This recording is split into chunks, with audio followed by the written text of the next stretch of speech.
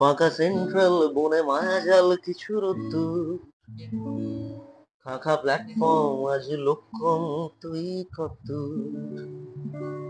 কাঁটা ঘুরে যায় গুটি গুটি পায়ে খোঁজে ঠিকানা ঠিকানা। এ মুহূর্ত কবু ধূর্ত দিন কাটে না। কেউ ডেকে যায় নির্জনতায় মাখি ভুল সুর, কেউ ডেকে যায় নির্জনতায় মাখি ভুল সুর।